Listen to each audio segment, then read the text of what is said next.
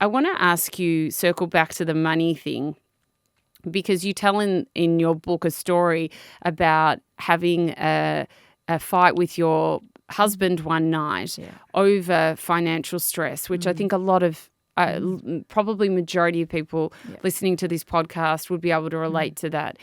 Talk to us about that and how you work through that. Yeah. So I've been with my husband for like 25 plus years now, and by all accounts, we've had a really beautiful marriage. It's, we're very aligned. There's a lot of flow, but the only thing that we really used to fight about was money. And when you kind of understand the imprints, I was coming to the relationship with this imprint, which was all about you must work really, really hard just to have enough, and then you don't really want too much because then that feels dangerous. So I had a real lack mentality, and then my husband had a story that he brought to our relationship, and his parents were immigrants. They came to Australia with nothing, and they've lived a life where they're like, let's just live beyond our means because we're so lucky to do it, right? Which is what served them. So his belief system around money was you just spend whatever you've got, don't worry about it. So oh my God, it was not good, right? Together it was just like this tension that often went on, and it was so clearly both our imprints surfacing and coming together. And even though we were parents with 3 kids, this is where we would clash. And so one day we're having this argument in the kitchen about money, and it was about spending on something and whatever. I don't even know what it was about, but it was getting really heated. And then I remember just stopping and thinking, this is not going anywhere good. And I just looked at him and I asked him the question. I was like, how old are you right now? And he knew what I was talking about because he just kind of stopped and he said, I'm 12 or something like that. And he said to me, how old are you? And I'm like, I'm 4. And what I meant by that question in that moment was, who is actually having this conversation right now? Because it was not the adult versions of us.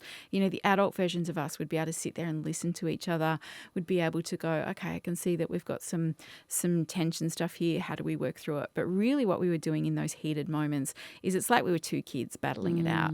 And so when I asked him, how old are you right now? He said, I'm 12, 13. And I said to him, what's going on for you? And he said, I feel like the 13-year-old kid who doesn't know what to do, right? I need a guide. I need a mentor. I feel like I'm making it up. And then he's like, what's happening for you? And I was like, I feel like I'm the 4-year-old who's really scared, who's trying to fix everything. That was one of the roles I often played in my family. I just want to make it all okay for everybody. And so in that moment, what was happening is the younger versions of us were kind of having this battle.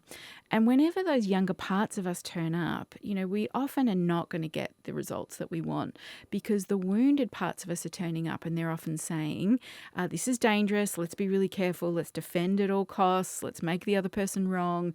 We have to try and protect this belief system or story that we've got going on. But when we could actually just identify, he's 12, I'm 4, we kind of just dropped for the moment. We kind of moved back into our hearts. And I just acknowledge, you're really scared. And he's like, yeah, I'm totally scared. And I said, I'm scared too. And so what we're doing right now is we're trying really, really hard to try and keep ourselves safe because that's what we're always doing. We're always coming from protection.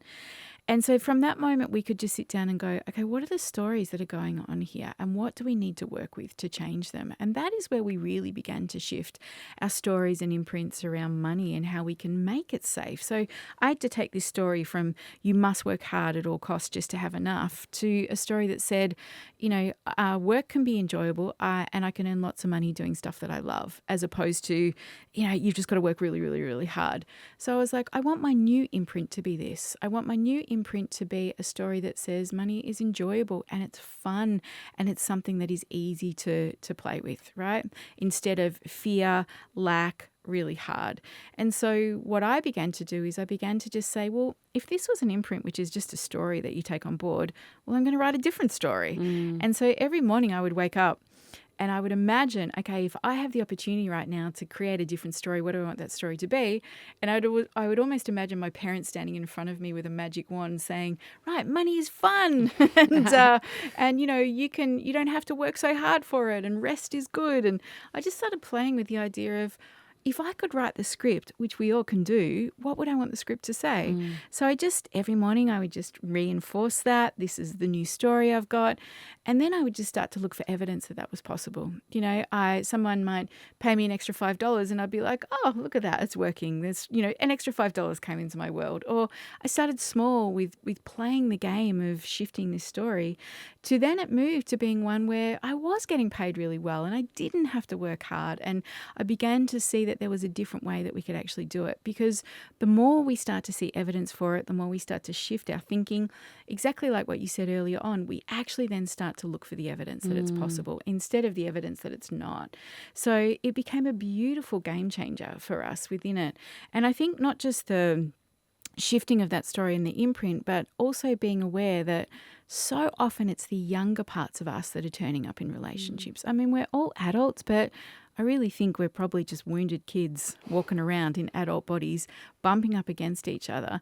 And we do that a lot in our intimate relationships, and money is one of those topics that often is very fiery, but it's also, that turns up in parenting all the time. It turns up in in-laws and family. It turns up with just even emotionally how we connect and intimacy. These stories and imprints are often within us and the ones that are calling the shots. And I think the invitation is to go, is that actually who I want to be and who's here in this moment? And I think that even that line, who's here right now, is something I ask myself often, particularly if I feel off my center or I feel triggered about something. The first thing I'll often say to myself is, who's here right now? And what I mean by that is, which part of me? Is this like 4-year-old me? Is this like the teenage me? Or is this the adult embodied me that's actually like, there's something happening here. I need to set a boundary, or I need to speak up about something. But I think in asking ourselves often who's here, we get to tune in with, is this the adult me that can stay grounded and be aware and have these conversations?